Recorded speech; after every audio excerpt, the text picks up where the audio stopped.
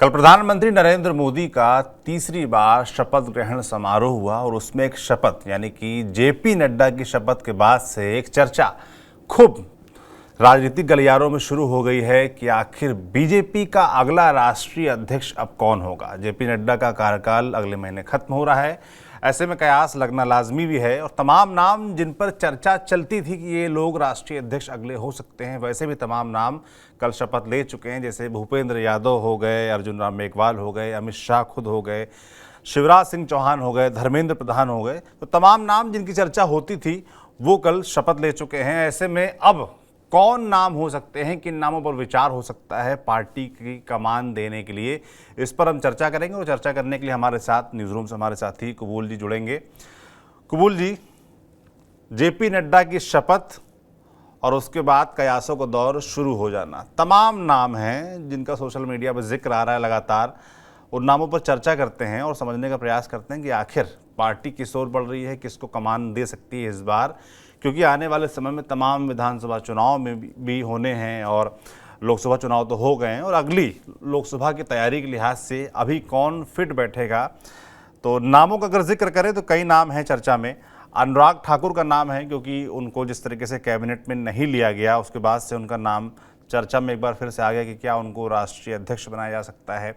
देवेंद्र फडणवीस, जिस तरीके से डिप्टी सीएम के तौर पर उन्होंने हाल में इस्तीफे की पेशकश की और संगठन में काम करने का प्रस्ताव दिया, तो उनका नाम भी चर्चा में है। विनोद तावड़े राष्ट्रीय महासचिव हैं, बिहार के प्रभारी, बिहार में अच्छी परफॉर्मेंस रही और हाल फिलहाल में उनको तमाम क्राइसिस मैनेजर के तौर पर देखा गया, तमाम जहां जहां मसले फंसे वहां उनको भेजा गया, तो उनका नाम उभर के आ रहा है। एक और नाम सुनील बंसल, वो भी राष्ट्रीय महामंत्री हैं और उत्तर प्रदेश के संगठन महामंत्री रहे हैं, चर्चित चेहरे हैं। और जो क्राइसिस मैनेजर की बात होती है, पर्दे के पीछे रह के काम करने वाले लोगों का जो नाम आता है उसमें इनका नाम भी आता है। तो तमाम नाम हैं। आप कैसे देख रहे हैं इसको? क्या आपको दिखता है कि बीजेपी का अगला प्लान हो सकता है? निश्चित तौर पे सौरभ भाई, दरअसल बीजेपी में हम लोग तमाम नामों को लेके ज़रूर उसकी चर्चा कर रहे हैं, लेकिन अक्सर देखा गया है कि बीजेपी हमेशा चौंकाती रही। लेकिन पिछले 10 सालों में खास तौर से राष्ट्रीय अध्यक्ष के लिए एक पैटर्न दिखता है कि 2014 में जब चुनाव होता है तो उस समय राजनाथ सिंह जी जो है राष्ट्रीय अध्यक्ष होते हैं, लेकिन जैसे ही चुनाव नतीजे आते हैं आने के बाद वो केंद्रीय मंत्री बन जाते हैं। उस समय के उत्तर प्रदेश प्रभारी रहते हैं अमित शाह जी, उनको कार्यकारी अध्यक्ष के तौर पर नियुक्त कर दिया जाता है बाद में उनको। लेकिन जब 2019 का चुनाव उनके नेतृत्व में लड़ा जाता है और फिर देखते हैं कि उस वक्त जो उत्तर प्रदेश के प्रभारी जेपी नड्डा जी रहते हैं उनको पार्टी का अध्यक्ष बना दिया जाता है और अमित शाह जी कैबिनेट में हिस्सा बन जाते हैं। और इस बार क्या देख रहे हैं कि इस बार जेपी नड्डा जी की अध्यक्षी में चुनाव हो रहा है। अब अध्यक्ष आने के बाद वो कैबिनेट का हिस्सा बन रहे हैं। निश्चित तौर पर उनका कार्यकाल हालांकि जनवरी में खत्म हो गया था, लेकिन उसको एक्सटेंड किया गया था लोकसभा चुनाव की वजह से कि जुलाई 2000। तो अब वो अगर कैबिनेट का हिस्सा बने हैं तो निश्चित तौर पे ये चर्चा लाजमी हो गई है कि बीजेपी का अगला अध्यक्ष कौन होगा। ये तो क्लियर हो गया कि जेपी नड्डा अध्यक्ष नहीं बनने जा रहे हैं, क्योंकि उनका कार्यकाल पूरा हो चुका है और मुझे लगता है इसीलिए उनको कैबिनेट का हिस्सा बनाया गया है। अब ऐसे में सबसे बड़ी बात है कि बीजेपी की कमान अब किसके हाथों में होगी। निश्चित तौर पर वो बीजेपी को जल्दी ही इस पर फैसला भी करना होगा, क्योंकि 5 राज्यों के चुनाव होने वाले हैं, खासतौर जिसमें सितंबर में जम्मू कश्मीर में होना है, फिर हरियाणा है, झारखंड है, महाराष्ट्र है, तो बहुत अहम। और ये उन राज्यों में चुनाव होना है जहां बीजेपी का प्रदर्शन इस बार लोकसभा चुनाव में बहुत अच्छा नहीं रहा है, चाहे वो महाराष्ट्र हो, हरियाणा हो या झारखंड हो, हर जगह उनकी सीटें घटी हैं। दिल्ली में हालांकि बीजेपी अच्छा कर गई है, लेकिन बिहार में भी चुनाव होने अगले साल। तो यहाँ तो मुझे लगता है बीजेपी को ऐसे अध्यक्ष की तलाश है जो इन सारे समीकरण में बहुत फिट बैठता है, पहली बात। दूसरी बात यह है कि जिन नामों की चर्चा किया है, निश्चित तौर पे बीजेपी हमेशा चौंकाती रही जैसे हमने कहा, लेकिन अब जो नाम आ रहे हैं, खास तौर से जिन नामों पे सबसे ज़्यादा चुनाव के दौरान ये था कि कौन बन सकता है अगर जेपी नड्डा जी का कार्यकाल पूरा रहा, तो वो तमाम लोग कैबिनेट का हिस्सा बन गए हैं। तो क्या कैबिनेट में रहते हुए किसी को कमान दी जाएगी? एक बड़ी चीज़ ये है, ये भी बड़ा सवाल है कि कैबिनेट दी जा सकती है। और जिन नामों की चर्चा हो रही है, दरअसल बीजेपी में अध्यक्ष का मतलब सिर्फ ये नहीं है कि अध्यक्ष की कमान सौंप दी जाए, वो नहीं, वो एक नेतृत्व की तरह होता है। वो जो जाता है तो उसकी भीड़ को संबोधन करने भी आता है, केवल रणनीति और मैनेजमेंट ना हो। निश्चित तौर पे आपने जिन लोगों की बात की उसमें हम अगर एक एक नाम पे चर्चा करें हम पहले जो हम बात कर रहे थे कि कैबिनेट में तमाम लोगों ने शपथ ले ली, उसमें भी कई नाम थे जो बड़ा चर्चा में थे। मतलब जब तक कैबिनेट के नाम नहीं आए थे, शपथ नहीं ली गई थी, उससे पहले तक आप ध्यान करिए सोशल मीडिया पे तमाम नाम चल रहे थे। चर्चा ये भी थी कि क्या अमित शाह गृह मंत्री का पद त्यागेंगे और वापस से पार्टी की कमान संभालेंगे। चर्चा ये भी चल रही थी कि शिवराज सिंह चौहान, जो कि हाल में मुख्यमंत्री पद छिना उनसे और वो अभी वो 8 लाख वोट से जीत के आए हैं, तो तमाम पार्टी के काडर के लोग भी इस तरह की बात सोशल मीडिया पे कह रहे थे कि क्या शिवराज सिंह चौहान को कमान मिल सकती है। पहले से जो चर्चाएं चली आ रही हैं उसमें धर्मेंद्र प्रधान का जिक्र आता था, भूपेंद्र यादव का जिक्र आता था, और अब जो स्थिति दिख रही है ये सभी लोग शपथ ले चुके हैं। अगर एक बार देखिए खासतौर से जिस तरह के नतीजे आए उसके बाद से अमित शाह का नाम तभी शुरू चर्चा में तेजी हुआ, क्योंकि उत्तर प्रदेश में सीटें घट जा रही हैं, महाराष्ट्र में बड़ा झटका लग रहा है, तो ये लगा कि ऐसा हो सकता है। खासतौर से जब बहुमत से दूर बीजेपी हुई तो ऐसा लगा कि हो सकता है कि बीजेपी अमित शाह को इस बार खासतौर गठबंधन की सरकार है तो गृह मंत्री पद को लेकर ऐसा कुछ होता है तो उनको ड्रॉप करके ला सकती है। लेकिन हमने देखा कि कल जिस तरह की वो तीसरे नंबर पे उन्होंने शपथ लिया, मोदी के बाद राजनाथ सिंह के बाद जो है अमित शाह जी ने शपथ लिया, तो वहीं साफ हो गया कि अमित शाह जी कैबिनेट का हिस्सा होंगे और महत्वपूर्ण विभाग संभालेंगे। पिछली बार की तरह हम तीसरे नंबर पर उनको शपथ ग्रहण देखते हैं।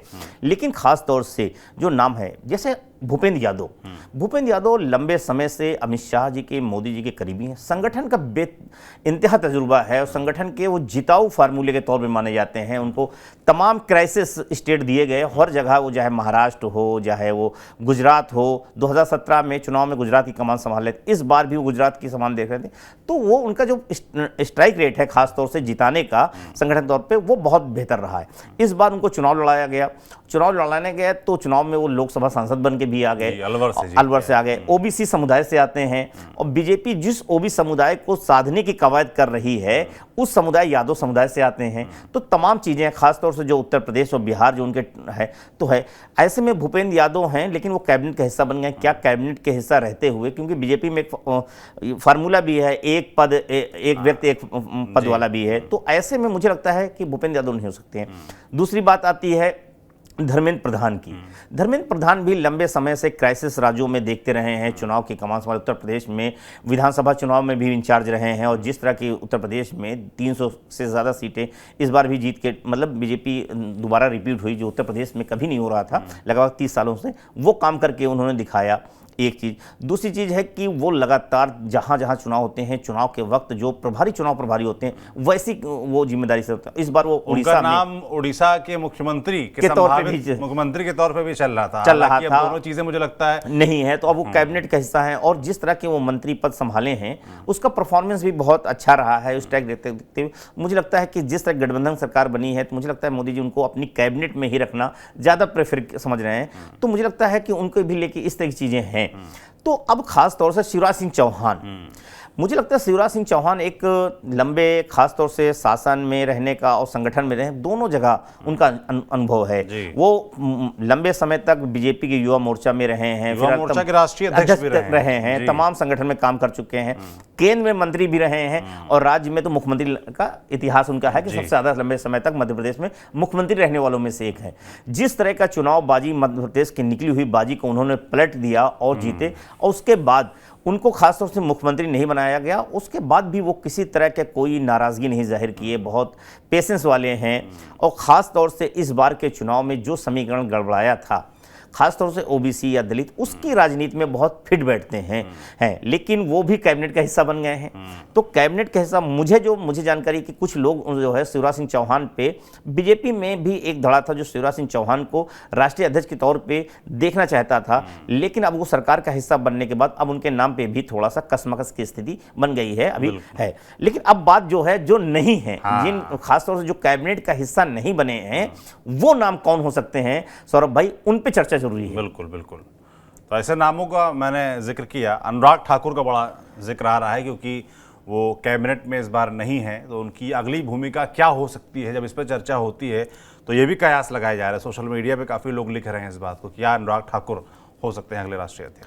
देखिए, अनुराग ठाकुर के निश्चित तौर पे एक चर्चा में जिस तरह की सोशल मीडिया में तमाम जगह चर्चा चल रही है अनुराग ठाकुर के नाम की, क्योंकि अनुराग ठाकुर मोदी कैबिनेट में मंत्री रहते हुए जिस तरह के परफॉर्मेंस दिया है या जिस तरह के रहे हैं, किसी तरह की कंट्रोवर्सी में नहीं फंसे हैं इस बीच, और ख़ास तौर से और अचानक उनको मंत्री पद से ड्रॉप करना, मुझे लगता है यहीं से सबसे ज़्यादा कयास लगा कि अनुराग ठाकुर को सबसे ज़्यादा लोगों की नज़र थी कि अनुराग ठाकुर मंत्री होंगे और इस बार वो कैबिनेट मंत्री के तौर पे होंगे। और जिस तरह की पिछली बार सूचना प्रसारण, वित्त मंत्रालय जैसे कार्यभार संभाला, तो मुझे लगता था इस बार उनको कई अहम पद दिया जा सकता है।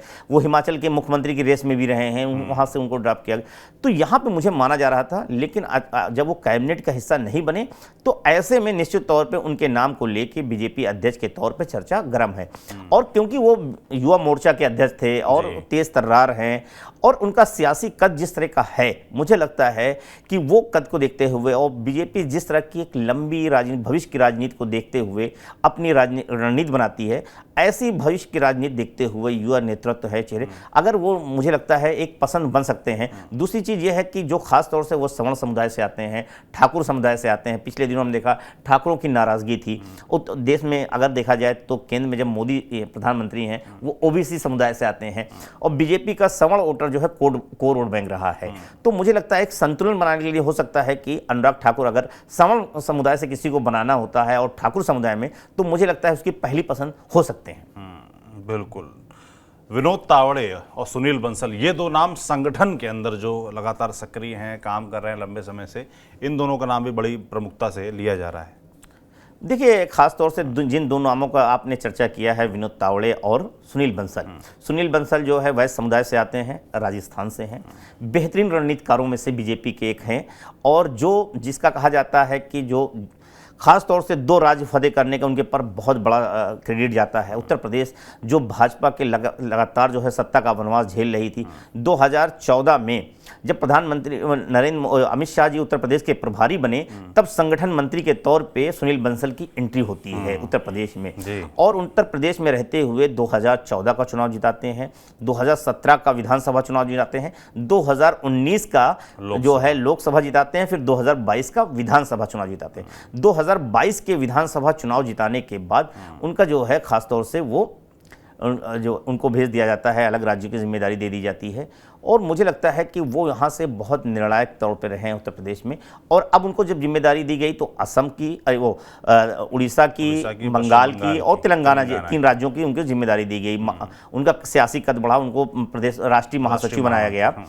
और ऐसे में जिस तरह से उन्होंने उड़ीसा में बीजेपी को क्लीन स्वीप करके लाए हैं और वहाँ के स्टेट में सरकार बनाने का है, तो ये बहुत बड़ा क्रेडिट उनको जाता है। दूसरा जो है, तेलंगाना में सीटें बढ़ गई हैं लोकसभा की, ये देखिए तेलंगाना में सीटें बढ़ गई हैं। लेकिन सबसे बड़ी चीज़ है कि वो बेहतर रणनीतिकार तो हैं, लेकिन जो बीजेपी केवल रणनीतिकार का होना, वो पर्दे के पीछे से जो रणनीति बना सकते हैं, वो जो स्टेट पे आके महफिल के जो लूटना होता है महफिल की जो बांधना होता है, या जो खास तौर से भीड़ है उसको जनादेश में बदलने की जो ताकत है, वो मुझे लगता है उनके अंदर नहीं है। वो भाषण शैली भी उनकी नहीं है, वो बेहतरीन रणनीतिकार हैं। तो मुझे लगता है ये उनका माइनस पॉइंट यहाँ हो जाता है, एक चीज़। दूसरी चीज़ है कि अभी हाल में उठे हैं, हाल बहुत ऐसा नहीं उनके पास बहुत लंबा है तजुर्बा है, लेकिन वो अभी नए तरीके से हैं। हालांकि जिस तरह से नई लीडरशिप, यूथ लीडरशिप उभारने की है, आप भविष्य की राजनीति देखते हुए मुझे लगता है ऐसे में हो सकता है कि वो एक पसंद बन सकते हैं। लेकिन मैंने जैसा कहा कि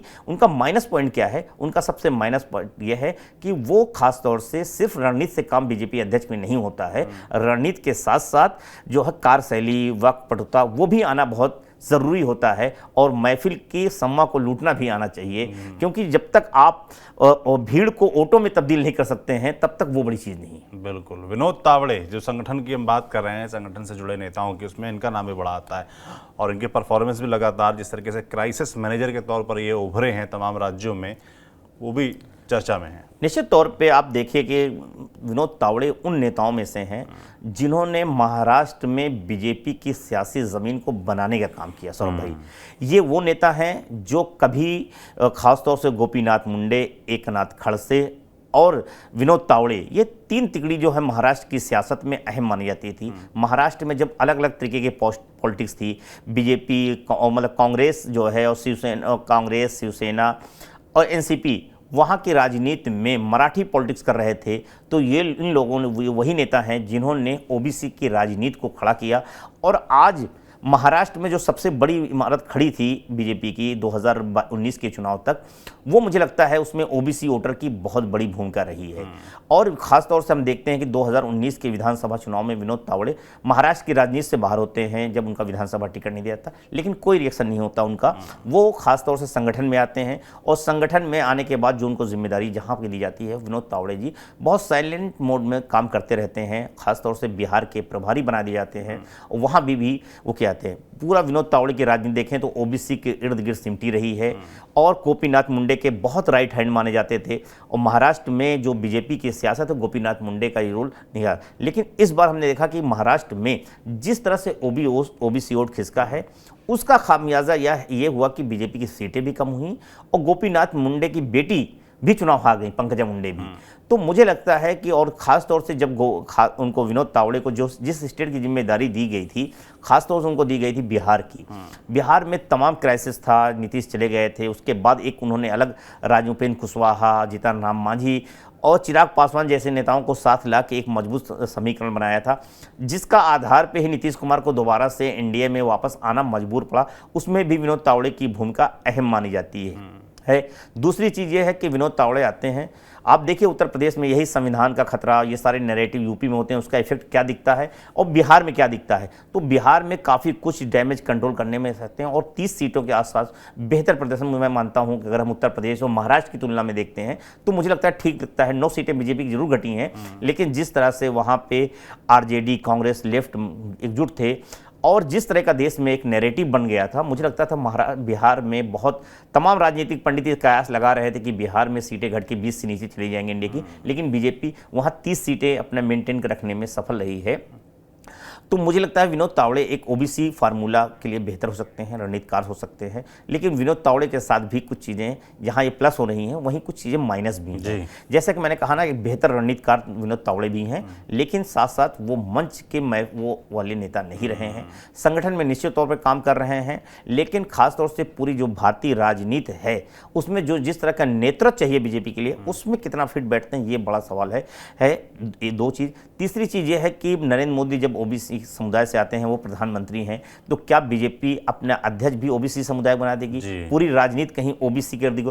तो ऐसे में जो सवर्ण वोटर है, जो उसका कोर वोट बैंक है, उसके अंदर भी नाराजगी का वो खतरा हो जाए। तो क्या इतना बड़ा रिस्क विनोद तावड़े को राष्ट्रीय अध्यक्ष बना के बीजेपी लेना चाहेगी? ये मुझे लगता है उनके साथ दो फैक्टर जो आपने गिना है कि सवर्ण वाला फैक्टर और भाषण वक्ता वाला फैक्टर, दो ऐसे में देवेंद्र फडणवीस सूट करते हैं।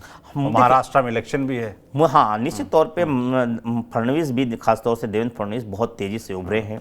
और देवेंद्र फडणवीस जो है, हालांकि एक समय गडकरी के करीबी नेताओं में से माने जाते थे, लेकिन 2014 से हम देख रहे हैं कि वो पीएम मोदी और अमित शाह के भरोसेमंद लोगों में से हैं। उनके भरोसेमंद की वजह से ही आप देखेंगे कि जो महाराष्ट्र के अंदर पॉलिटिकल क्राइसिस हुआ, तो चाहे वो सिंधे को लाने का रहा हो, चाहे वो अजित पवार को लाने का रहा हो, इन दोनों में कहीं ना कहीं जो है देवेंद्र फडणवीस की बहुत बड़ी भूमिका रही है।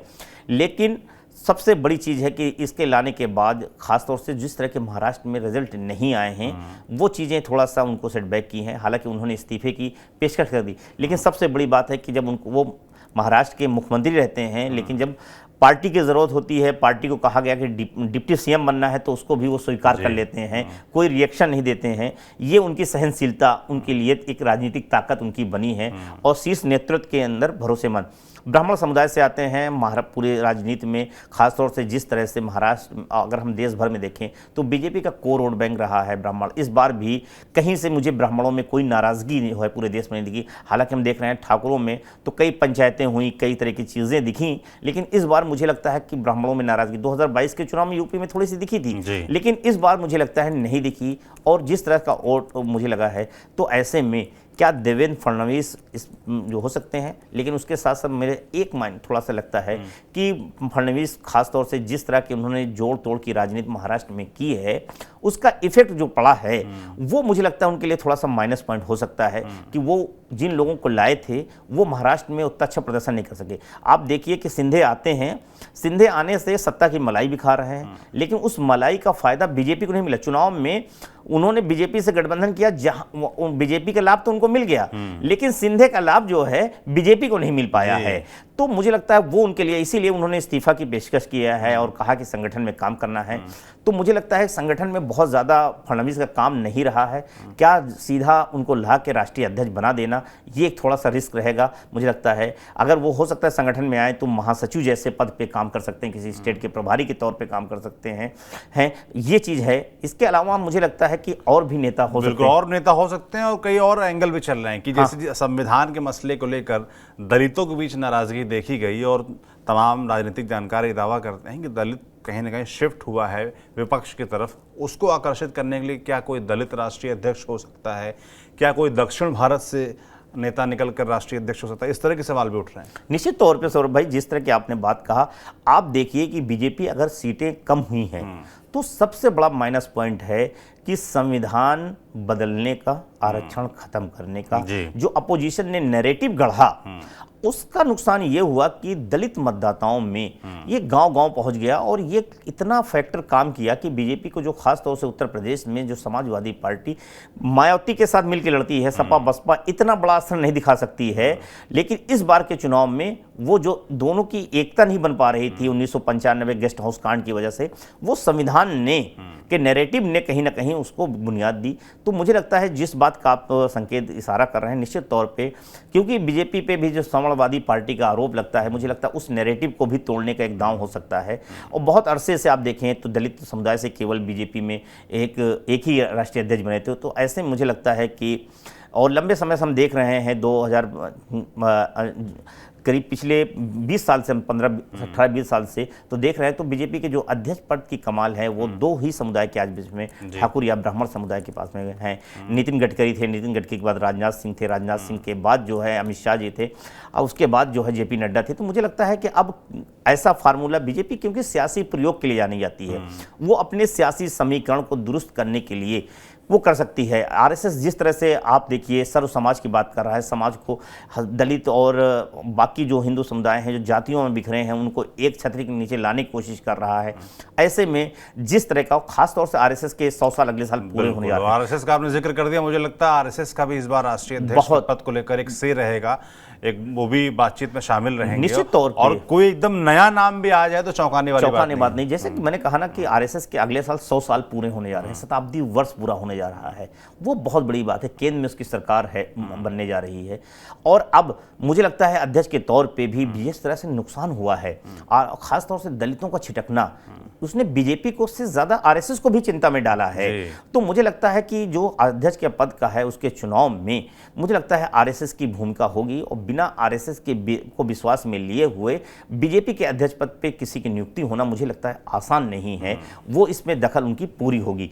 अब इसमें दलित चेहरे के तौर पे कौन हो सकता है, जैसे अर्जुन मेघवाल का नाम बड़ा चर्चा था, लेकिन वो कैबिनेट मंत्री बन जाने के बाद, क्योंकि जिस तरह से उनका लगातार कद बढ़ रहा था वो, लेकिन बीजेपी है, किसी को भी चौंका सकती है, किसी को भी सामने ला के कमान दे के उसको उस नेतृत्व को बना सकती है। उत्तर प्रदेश में ही देख लीजिए, केशव प्रसाद मौर्य थे, 2012 में पहली बार विधायक बनते हैं, विधायक बनने के बाद सीधा 2014 में हम देखते हैं बार सांसद बनते हैं, और सांसद बनने के साथ ही उनको बीजेपी अध्यक्ष, प्रदेश अध्यक्ष की कमान दे दी जाती है।